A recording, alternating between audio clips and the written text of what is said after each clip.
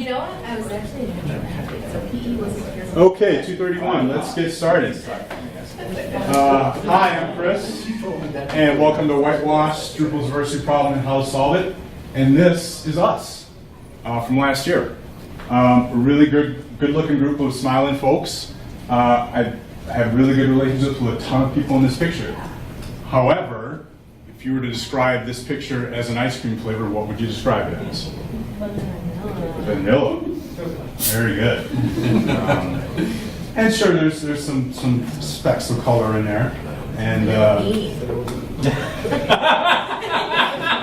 oftentimes I've been through enough of these group pictures to know, and I don't know if this happened intentionally last year, but when you're trying to assemble a group of people together for a picture, you know it's not diverse. Oftentimes, what you do is get some of the minority people up in front, right, to make it look a little bit more diverse. So I think some of that might have happened, and that's for my minority audience members. If you're taking a group picture and somebody beckons you up front, you know what's going on.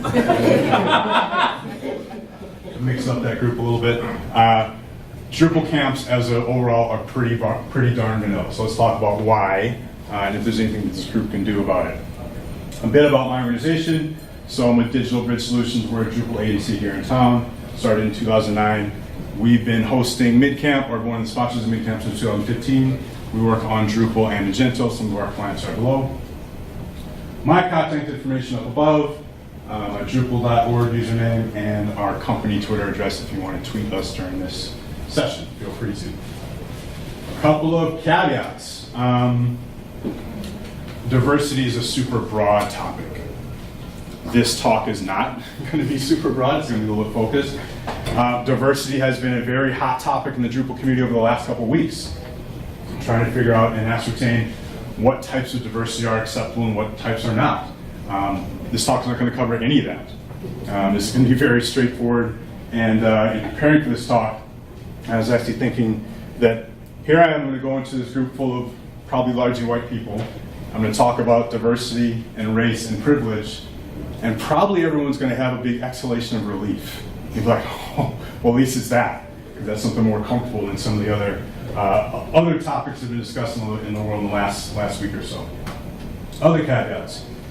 Perspectives I'm going to share today are mine, not that of my organization or of MidCamp or anyone else but me. I think the Drupal community is super inclusive, right?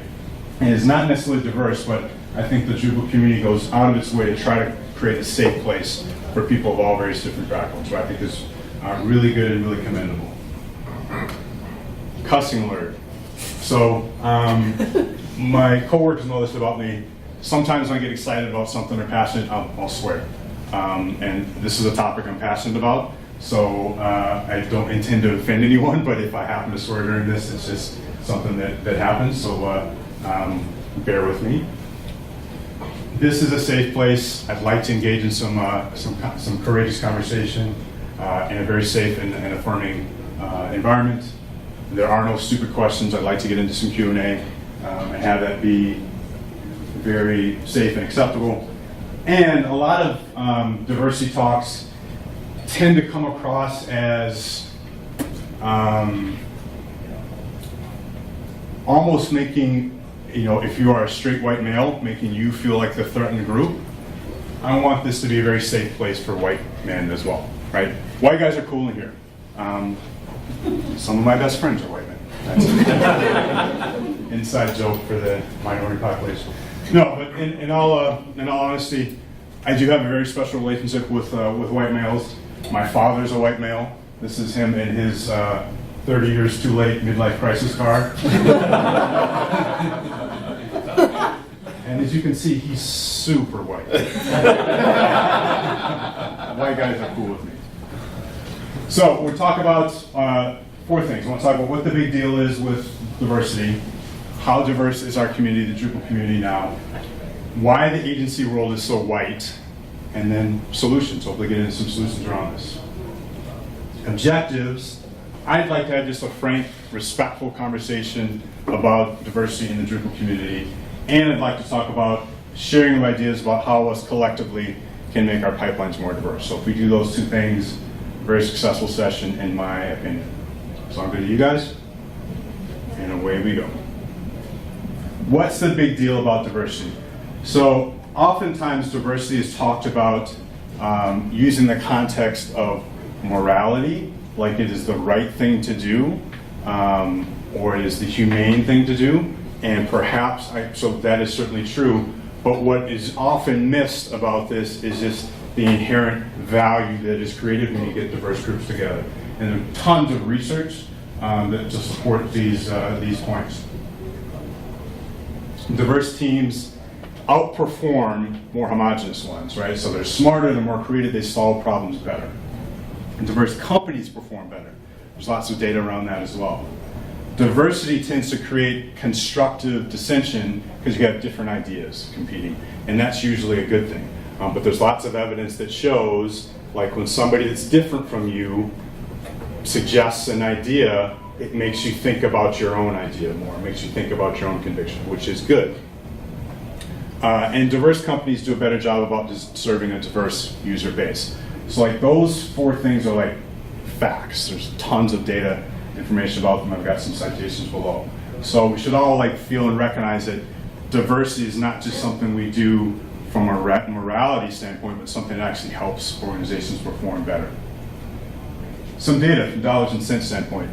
So McKinsey ran a study in which they show that organizations that have more ethnic diversity or gender diversity actually do better financially. So there's like real dollars and cents behind this. Now you could perhaps argue like what's cause and what's effect, but nevertheless that correlation is strong enough that this is probably pretty important to look at and pay attention to. Qualitative benefits outside of dollars and cents. So from a talent acquisition standpoint, from an appealing to your customer base standpoint, from reducing employee attrition, there's all sorts of good reasons why you would want to make your organization more diverse that are all like super supportable by data.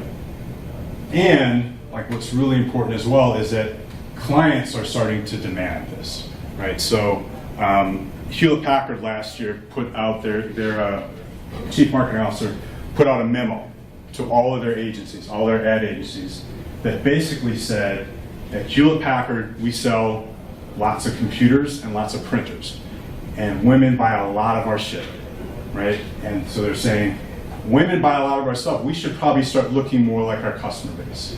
And if we need to start looking more like our customer base, you, Mr. Ad Agency, should do that as well.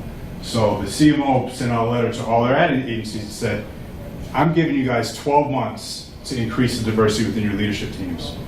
More women, more minorities, right?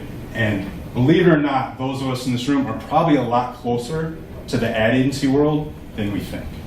And so those guys are going to start putting that same pressure on those of us in this room if they have not already. A couple reasons why that this is important again. So minorities and women buy your clients' stuff. Even if they don't sell stuff, even if it's a museum, even if it's a school, they have minority and women audiences. And they're trying to craft their organizations to be more reflective of the population that uses their service. And again, they're going to expect that of the agencies that serve them. Your larger clients probably have diversity initiatives, right? And again, they're going to start passing those expectations on to you. And you probably have women and minority clients right now. And there's probably going to come a day when you're going to have an African American client come into your office for a kickoff meeting, and they're going to pull you aside and be like, yo, why are there no brothers working here? That conversation is going to happen if it has not happened already. So there's reason why this organization and community needs to start looking more like our clients and more like the general audience. So lots of good reasons why diversity is good, not only for company opportunity and growth, and kind of more financial reasons as well.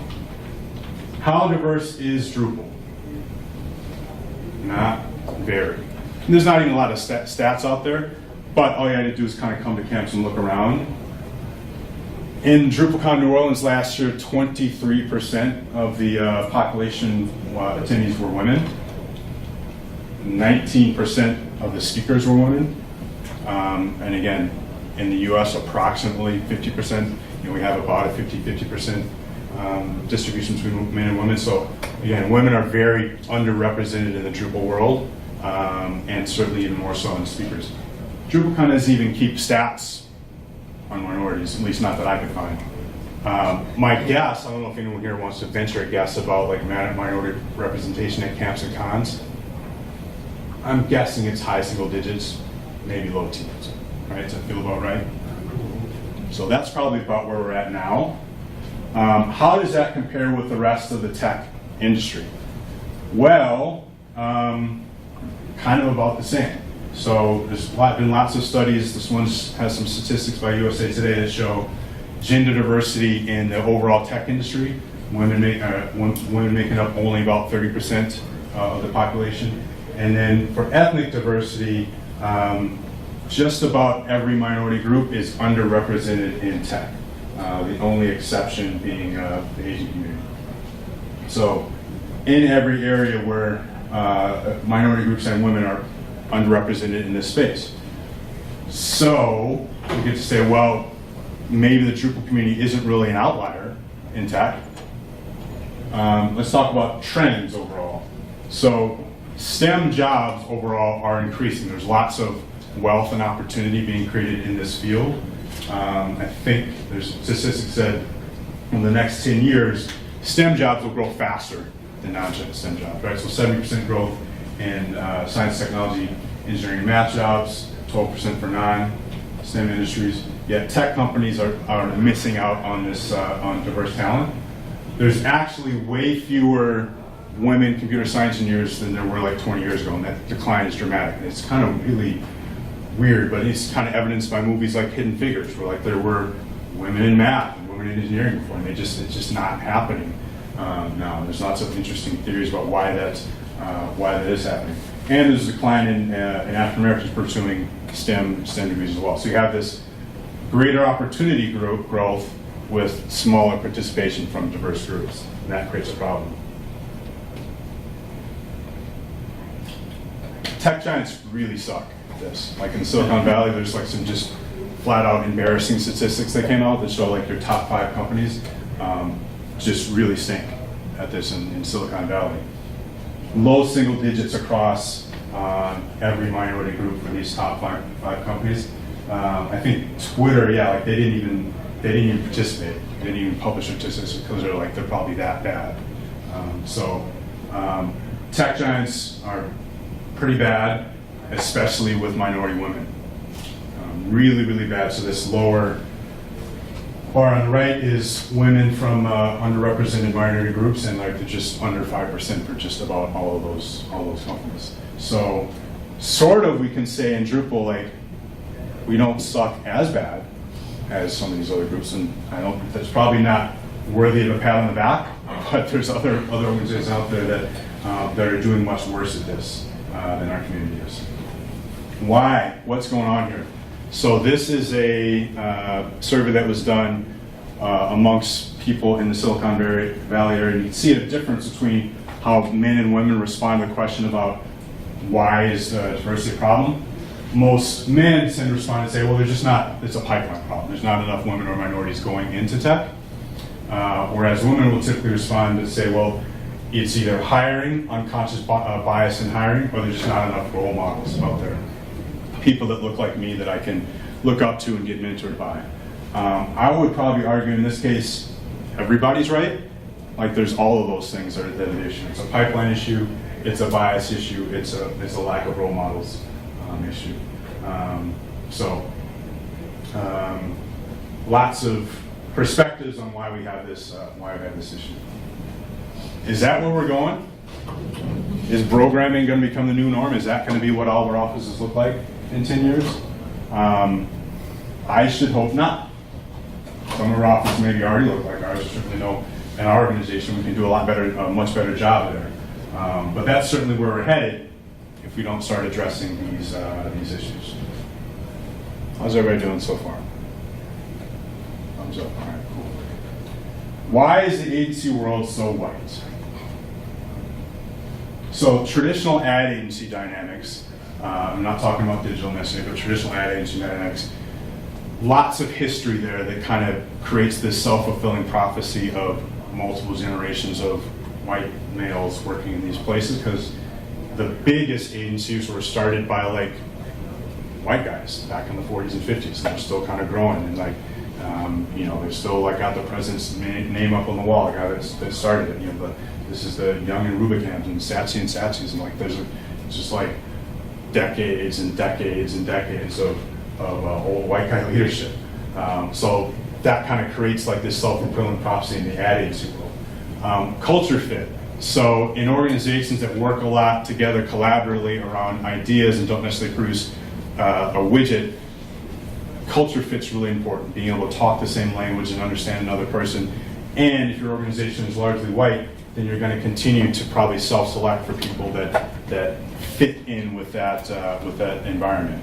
And you're less likely to take a risk, right, than somebody that doesn't necessarily fit in with your environment culture. And the ad agency, kind of similar to like private equity, venture capital, it's just kind of a good old boys network where like how you get in is because you knew somebody. You know somebody there. You're somebody's cousin. You're somebody's uncle. So in the ad agency world, it kind of creates this network where it's just a very small, it's like 2 degrees of freedom removed for anybody in that organization. You don't pull in outside influences very well. What about digital agencies? What's going on here in the Drupal community?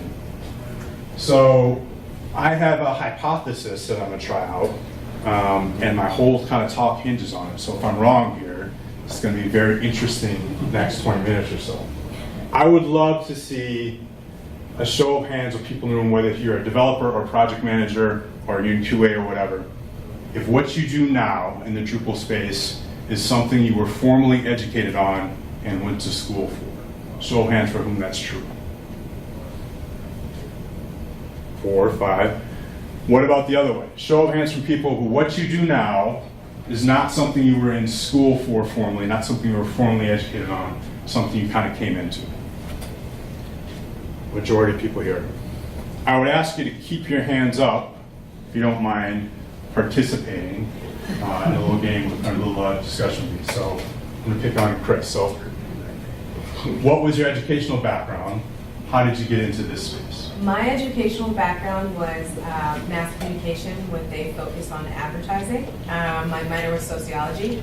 I got into the actual development space because my dad is a computer programmer with the Air Force. So I had no education on programming or anything like that. It's purely I learned from him. But you had a reference, a role model in that space, yeah.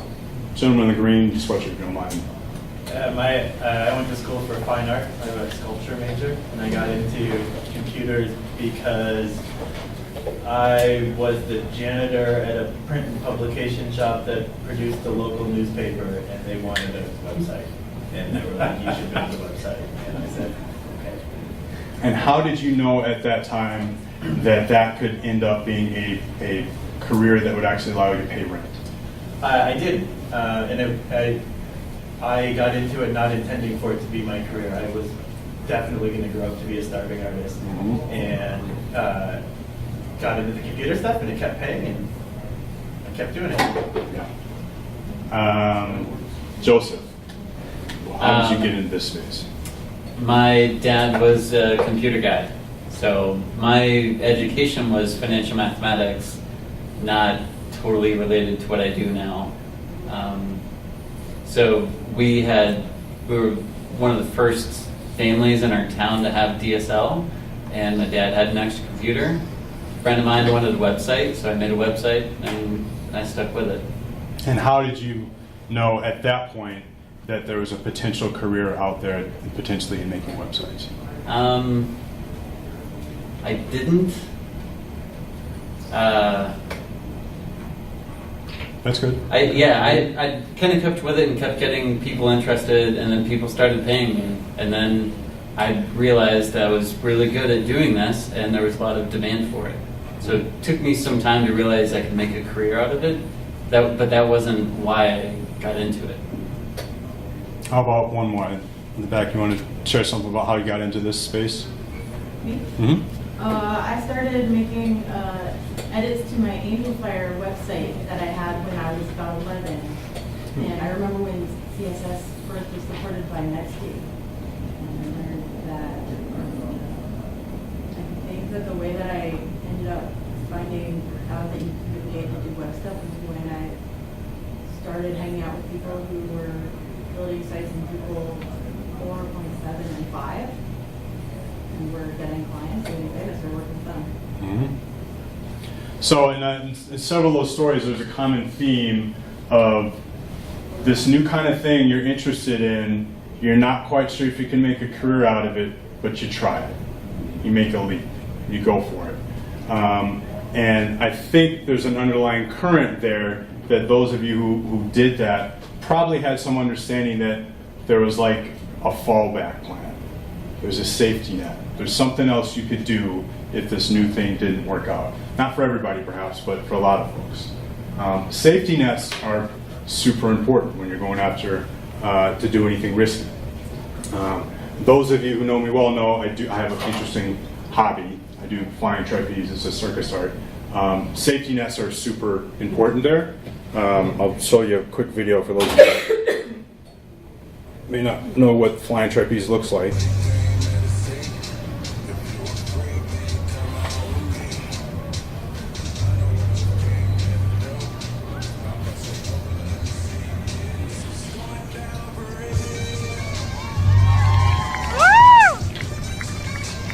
That's me on the left. So you can see at the bottom, there's a safety net. Right? So you do this stuff, but there's a net underneath you. Quote of the day, if you get nothing, yes.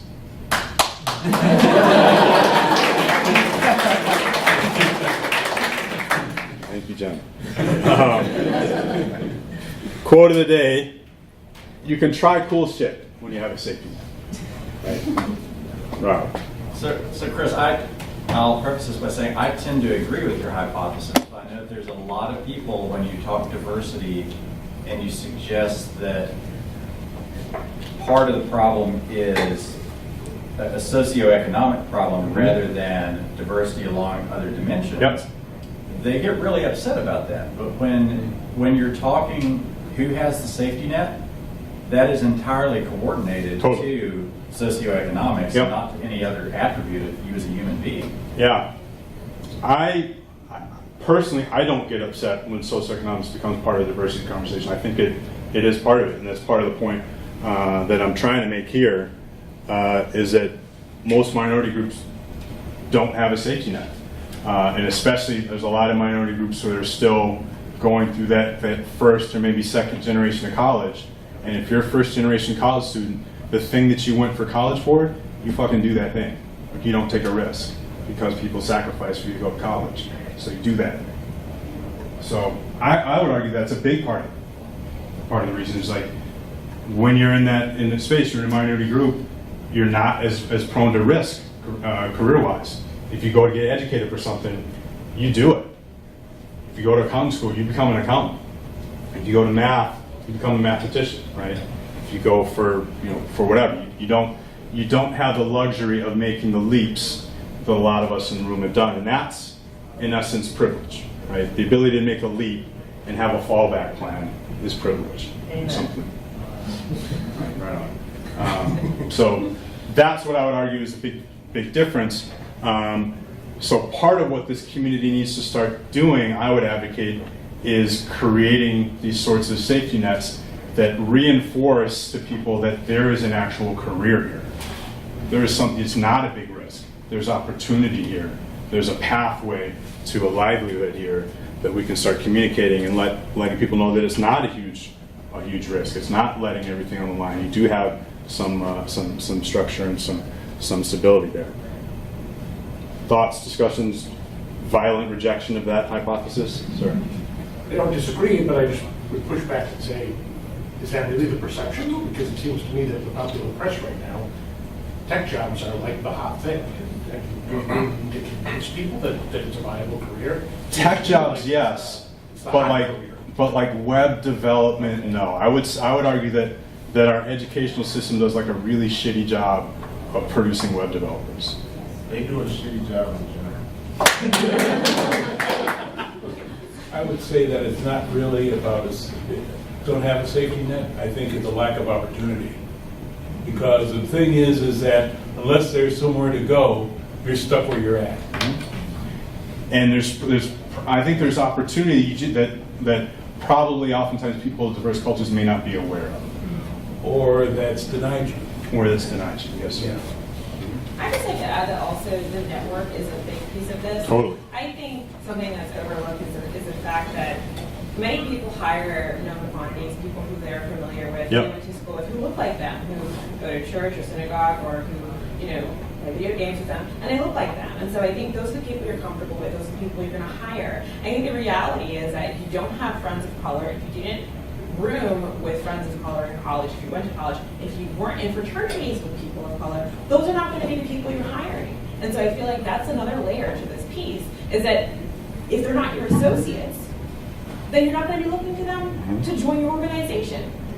And then it's like just like the ad agency role, it's like a self-reinforcing model where it stays a certain way and there's no introduction of outside opinion because you hire people that look and think like you. Yeah.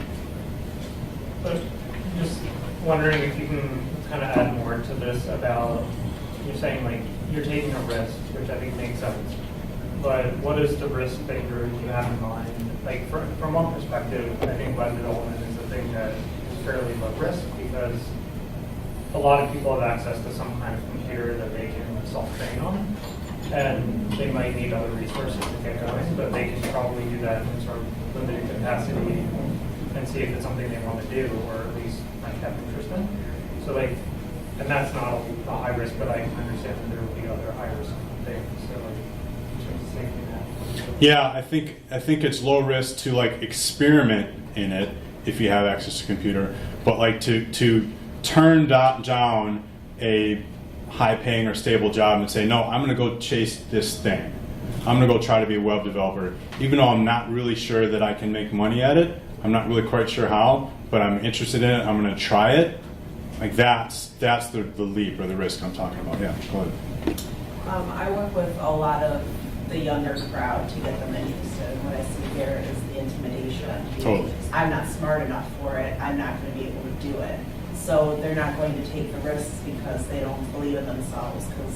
And that goes back to role models too. Mm-hmm. Yep. Yeah, I think to build on that, I feel like that was something for me that was like a big thing. Like my dad was a sysadmin, and I just could not picture myself as a developer because I didn't think that I had that kind of math genius or like the Zuckerberg kind of thing. Mm-hmm. Mm-hmm. Yep. And imagine if your dad wasn't there, right? Would have it even came into your thought process at all? Yeah, so it's another one of the intersections with socioeconomics that I think is really crucial. And what you said, Chris, really struck me. Like people in disadvantaged communities, whether they're traditional minority communities or like rural South where I grew up. So many of the people I grew up with, I was the exception because my dad was a quality control engineer. Everybody around me, 17, 18% didn't even finish high school. Those who did finish high school, very few went on to college, a lot were on welfare. All the social pathologies you might find in an inner city neighborhood. And none of these kids had even the notion that something other than what they saw every day existed. So it seems like there's an inspiration problem even to get people into the top of the pipeline. Yep, which is a good segue to the next session. Let's start talking about solutions. Again, this is my perspective, but hopefully we can get some conversation going about other ways. So first of all, it's probably worthwhile to talk about whose problem is this? Whose responsibility is it to solve this problem? Is it your HR department's problem? Because they're supposed to go out and fix this for you? Is it your staffing agency's problem? I actually had an interesting conversation with our staffing agency and started talking to them about our diversity goals, and their response was, "Oh, hey, that's great, but my job is to get you the best candidates." And I initially was kind of annoyed or upset about that, but then I get it. Our staffing agency is incented to give us the best possible candidates so they can get their feet. Right? They have no really economic incentive to help me diversify. And until I start telling them, don't send me another fucking white guy resume, they're gonna continue to do it. So there's no incentive for them to help me diversify. Well, but the thing is, in that situation, is that you need to, if you're looking for diversity, then you make that one of the requirements.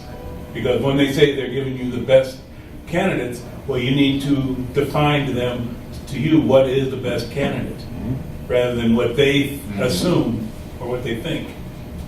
For sure, because they will go back into the, it's the same self-fulfilling prophecy we talk about. They'll go back to the well they've always gone to that works for them. So, yeah. Is it business development's responsibility, right? If we're saying, well, we need to start looking more like our customer base, so let's make the sales guy figure out what our diversity initiatives should be. I would argue that none of those are true. I would say it's all of ours, right? It's all of our responsibility, which sounds like that's really heavy, right? Because if you're a project manager, like you're focused on getting your project done, right? You're getting your project done on time or on budget. If you're a developer, you're trying to get like your code to commit and not, break the bill or whatever, right? If you're in the organization in accounting, like you're trying to just make the numbers balance. So this is like extra work for everybody. But that's the only way this issue, I think, changes. So 4 thoughts about how to address the issue. I'd say one is just be visible, and I call this the Tiffany Ferris solution. Who knows Tiffany? Yeah, a lot of people know Tiffany. So Tiffany is super fucking smart, really articulate, like out there in the world, and because she is who she is, she attracts, right, other people who want to work with her. And her organization, Palantir, does like a really nice job right on their homepage. Like what you get when you come to their homepage is, this is an organization that values diversity, right? We do great stuff, but this is an organization that is an open and an affirming place for people of all genders and nationalities. So like just making it visible and being front and center, and like having a commitment to just from the top levels of the organization to be out there and talking about how important this is to you is a really important step, right? Really important start. Making an effort to just, so Henry Rollins is one of my favorite people, artists, and this is like something he says all the time.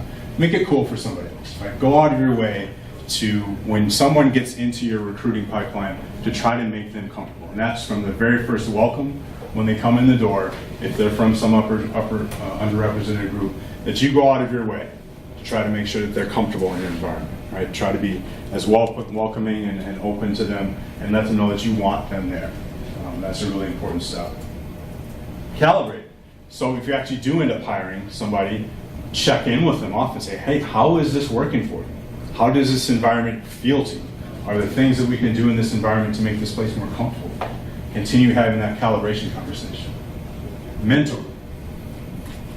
So you mentor all your employees, certainly, but special effort to retain and mentor and incentivize people from disadvantaged groups is really important, because part of the big issue as well, there's an attraction problem, but there's like an attrition problem as well, where women and minority groups are leaving the tech industry at really high rates because they don't feel accepted, or they get harassed, or they don't feel mentored. So like making that a priority for everyone, but like especially for people that may not fit in as well, is super important. And collaborate. So like there's opportunities to talk about this issue. I just found out this, I didn't know that group existed, right? There's an including diversity and inclusion group at Drupalcamp's like topic on Drupal.org that I'm gonna like post something to. But there's opportunities in the community right now to be having this conversation, which is great. Go find them, right? So as you can see, like a lot of times diverse candidates, they're not showing up here. They're out there in the world, out there in the community, but they don't come to campus. They don't come to the community as frequently as we like. But when they're trying to make these leaps we're talking about, there's organizations out there that have existed to fill the gap in our education system, to teach people how to code. And they're like entrepreneurial organizations that are taking advantage of this market dislocation where people aren't being taught how to do web development in schools. And diverse candidates will go to this stuff. So you got to go there and try to find them there. And like again, that same approach of being like super welcoming and like open and encouraging at those camps. And probably, in our experience, what you get out of those organizations, to some extent, it's an unfinished product. Right? The people there have some basics. They're going to still need some additional development. But going there is an opportunity to get yourself in front of more diverse candidates. So that there's a little bit more representation at organizations at camps like that. And affinity groups. So like there's groups that are starting to self-organize to support one another.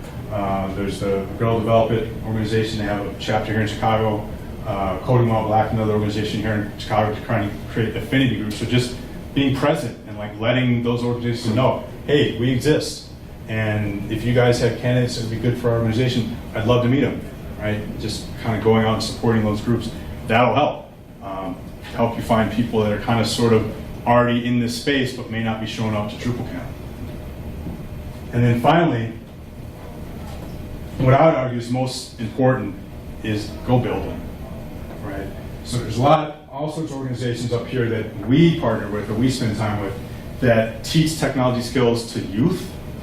This is the pipeline issue, right? These are organizations that are either high school related or like preteens that are teaching skills, or at least making a pathway, creating an acceptable environment for youth, either in underrepresented minority groups or females, to know that there's this whole tech thing out there that you can do and that is fun and that you can be a part of.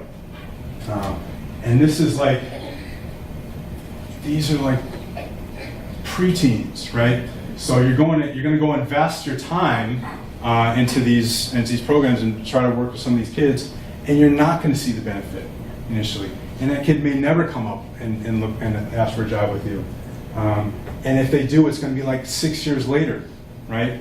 But you're kind of investing in building for like zero compensation and zero direct return, but you're trying to create this additional pipeline.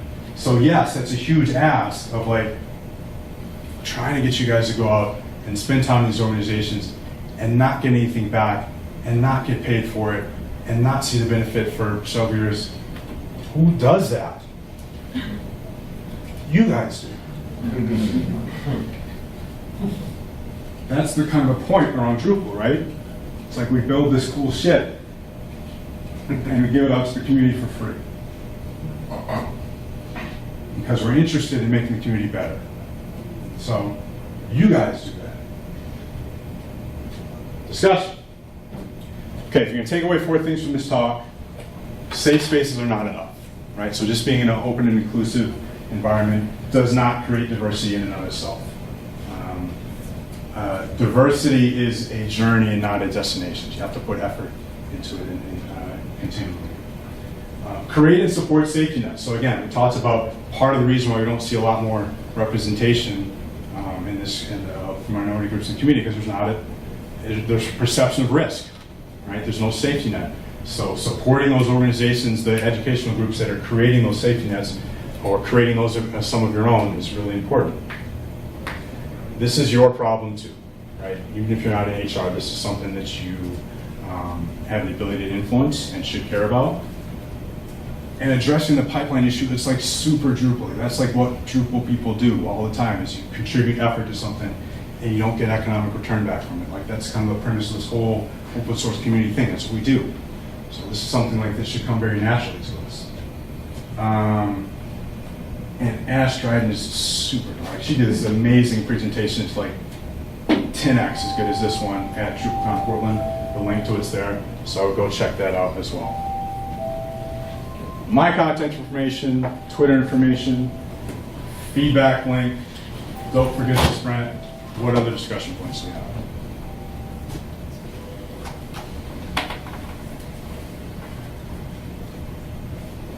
Yes. So one of the things that I sort of think about here, can you go back to the takeaway slide? Yep. So these things that you're talking about are all I think really critical importance. I mean, I think that safe spaces are. I mean, you're trying to say that safe spaces are necessary, but they're not enough, right? Correct. Right. It's a necessary but not sufficient. Safe spaces, safety nets, pipelines. These are all things that are not directly addressed by the issue of diversity on face. right? I mean, like, those are the important things. Those are the things that contribute to the empowerment issue and to the risk issue. Diversity as a metric is a measure of percentages. And I worry that a concentration on percentages is a way of sort of shifting focus from the actual reasons why we do these things, which is to create essential safety nets, to ensure pipelines of empowerment and advancement. And I wonder if it's enough to think about diversity as, do we have a critical mass of women and minorities present? Right, and so if I don't know if this is where you're going, but like, well, what's happening in the corporate world is they try to solve this problem through mandate, right? And say, well, you have to have 20%, diverse supplier organizations. You have to have 20% of your executive. And I would argue that's not the right way to try to solve this problem, because then it becomes a compliance issue that you manage to, rather than recognizing there's actual value to having a more diverse group, and like these strategies can help you create more value for the community. So I don't know if that's exactly where you're going, Les, but like if you're talking about measurement, and measurement being the wrong kind of approach, or like and trying to stipulate a threshold or mandate, then I would agree. Do you think it's like an issue of education and buy-in? Like people don't, like for instance, my dad works at Computer Sciences Corporation, hates his job. He's the only black guy. It's Texas. He works with a bunch of military people, and pretty much any time that there's anything political, there's like 5 guys willing to rib him about it. So it's this idea that like he's obviously he was qualified for the job, but there's that idea of once you get them, how do you not push them out? Because he basically is like, I want to quit this job today. These people are miserable. I feel like an outsider. They only really kind of talk to me to make sure I'm not going to like shoot the place up. And it feels terrible. And I think that's the idea of like attrition. Why people feel that way. And so I definitely agree that the metric isn't enough. But how do you educate people and get the buy-in of folks who might look at a diversity initiative and say, what you're actually doing is trying to push me out. Yep. To me, it comes back to the value conversation. Right? You got to be able to convey that this actually helps our organization either solve problems better or helps us attract the customers we're trying to attract, and not make it a mandate or morality issue. Because then if it's a mandate issue, then you're right. Then the white guy feels like, okay, well, I'm being mandated against.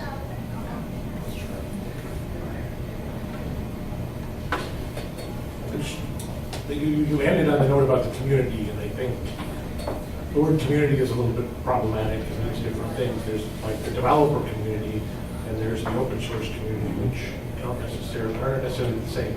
You give a picture of a Drupal camp, right, and it isn't, I don't know that the Drupal camp is representative of the overall Drupal developer community. I'm curious about that. I noticed that even these really bad big tech companies, their ratios are probably better than say Drupalcon in terms of diversity.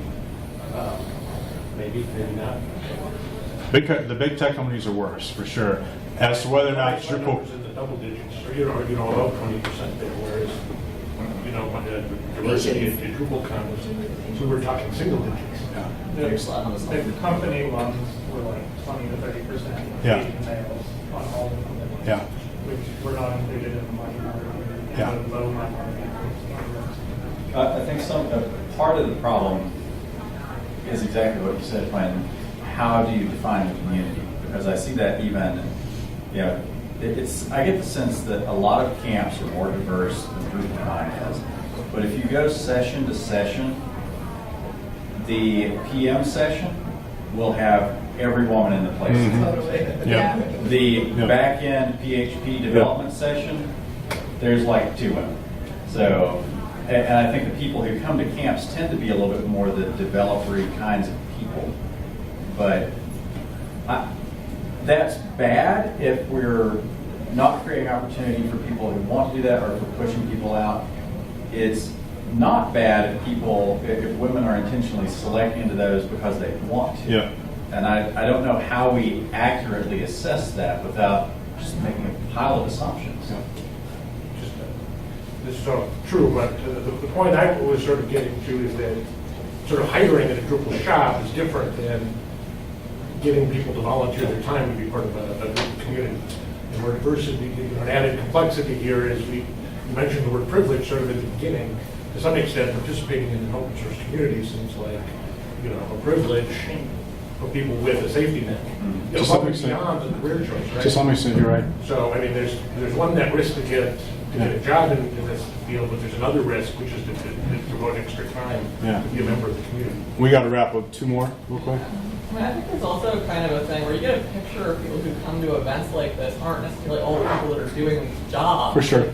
We're a little bit more involved. There's other people who go in and get paid and do some work and don't bother to go meetups or go to cons and things like that. So like, I wouldn't necessarily, or can't afford to, would like to, but can't afford to. So like, it'd be better to get more people, but like, I don't think that I would necessarily draw conclusions about everybody who does Drupal based on a Drupalcon or one of these camps. There was one thing I wanted to comment on, which was when you were talking about the staffing agency and the pool that they get to, and we gave you the best candidate. Yeah. I was at a hackathon a few years ago where one of the ideas was this person who was a recruiter wanted people to help her build this thing that would help her find candidates more easily, and it was purely dependent on just going through GitHub profiles and documents. So I think that telling them that like that's bullshit is the first step.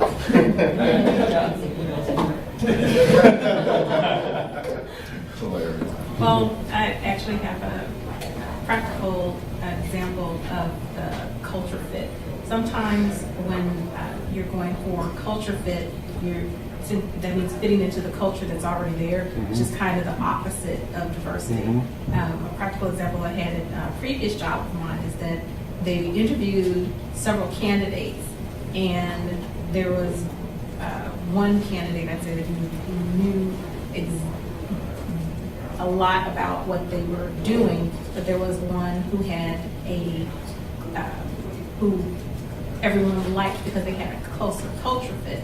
I know this is a drastic example, but once they were hired on board, it was, they were having trouble with what a URL was, what a browser was. So they were so focused on culture fit and whether you already fit in this culture, they didn't look at skills. And so when you're going for culture fit, that is the opposite of doing something diverse.